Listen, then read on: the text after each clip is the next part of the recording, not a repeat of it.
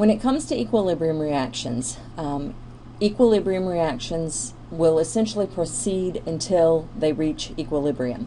And at equilibrium, although the forward and the reverse reactions are still occurring, the rate of the forward equals the rate of the reverse, such that it appears that the concentrations are staying constant. It appears like the reaction isn't happening. If the reaction actually is happening, it's just that the rate forward equals the rate of reverse, and so the concentrations appear to be constant. For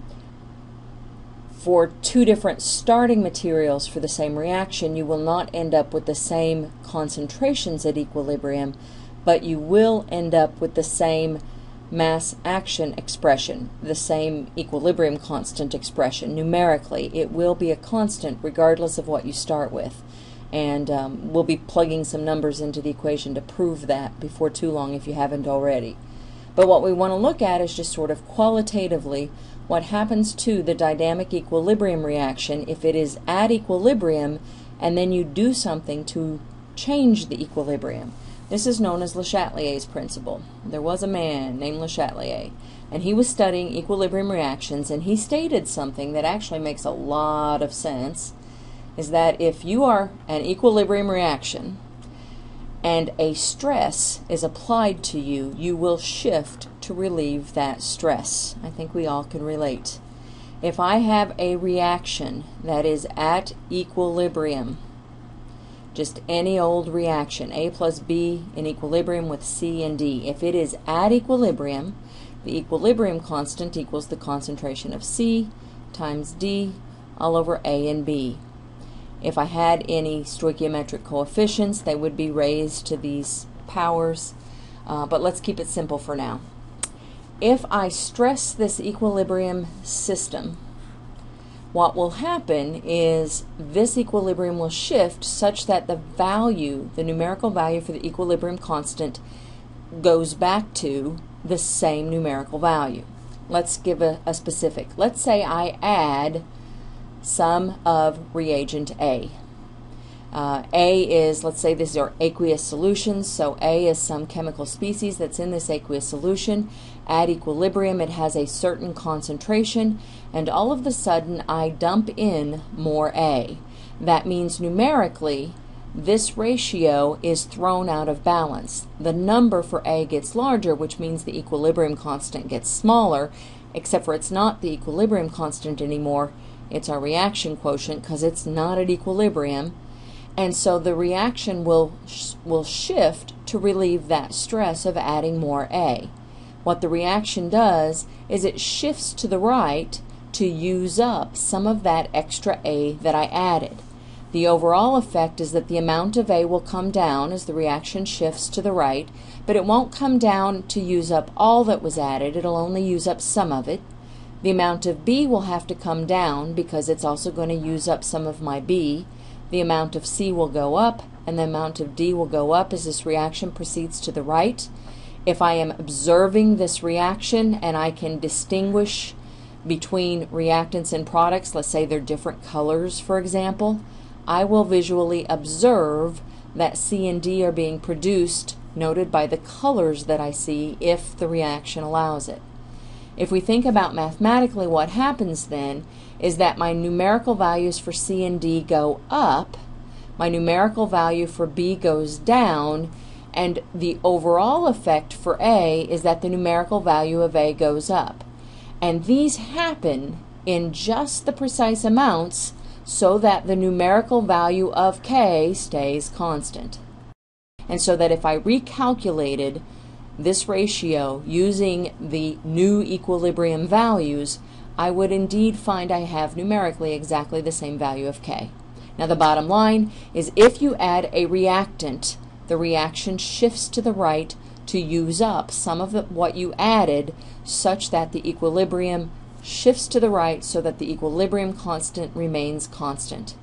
Exactly the opposite happens if you add a product. If I throw in some extra C or D, the reaction is going to shift to the left to use up some of what I threw in extra. It will produce more A and B, and the upshot is that numerically I would calculate exactly the same value for K.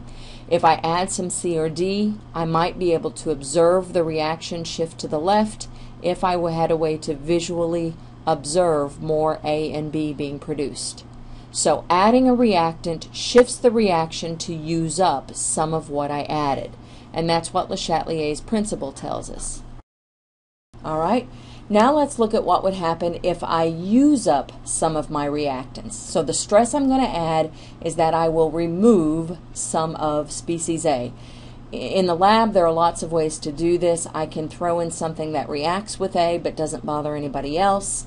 If A is a gas, I might have a way of bleeding it off. So there are ways to do this. So let's say I remove some of A. Again, if we think of our equilibrium constant, it no longer would have the same numerical value because the second I removed the A, it's not at equilibrium.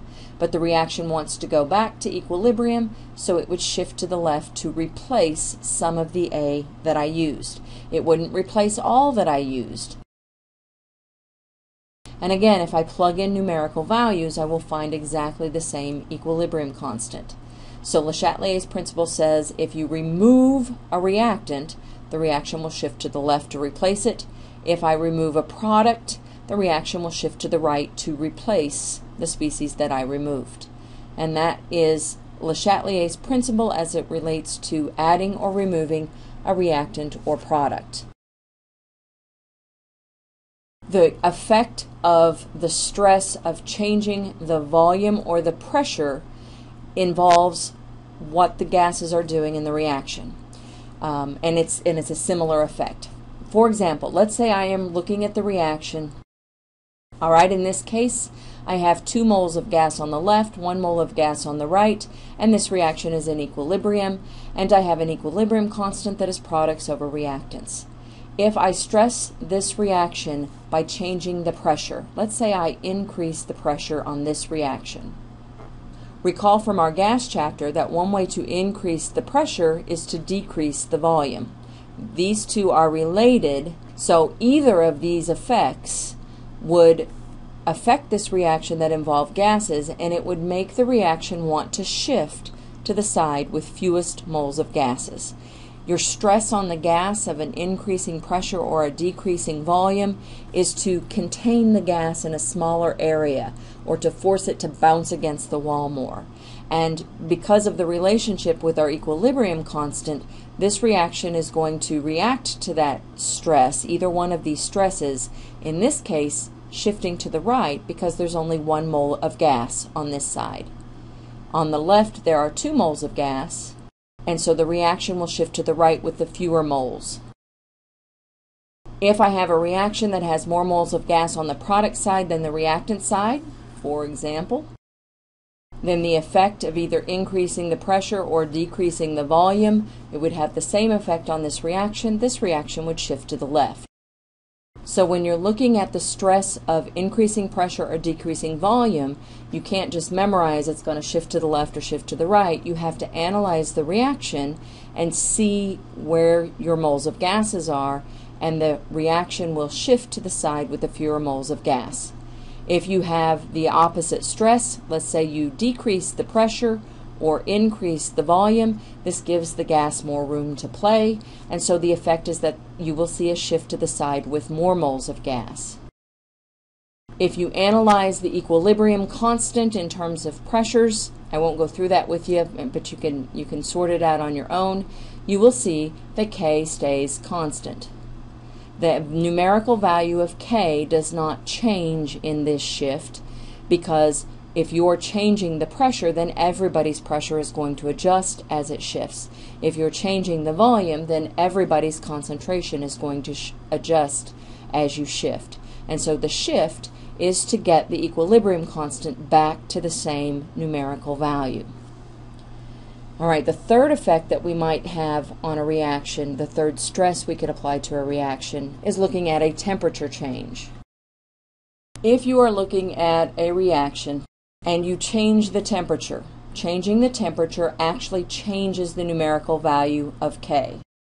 Our equilibrium constant is only constant at constant temperature. If you change the temperature, you will change the numerical value of K. How it changes the numerical value of K depends. If you have an endothermic reaction, that means that heat is a reactant. Heat is being added to the reaction for it to proceed. Now if I increase the temperature on an endothermic reaction, that has the same effect as adding a reactant. And if I add a reactant, the reaction shifts to the right to relieve the stress. So increasing the temperature on an endothermic reaction shifts it to the right, and if you look at the effect on K, notice that K is products over reactants, and in this particular shift, the products increases and both of my reactants decrease, and so you will also see an increase in the numerical value of K. So changing the temperature changes the value of K. If you are dealing with an endothermic reaction, increasing the temperature will increase the K.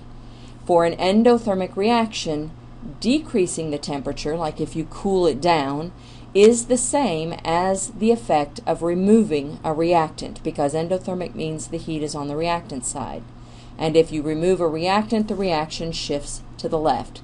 So decreasing the temperature will shift the reaction to the left, and it will decrease the value of K.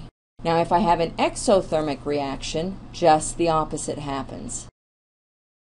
Remember that in an exothermic reaction, heat is being released, in which case we would write the word heat, or we could put a number to it if we had it, on the right-hand side, and if you change the temperature, it will change the numerical value of K.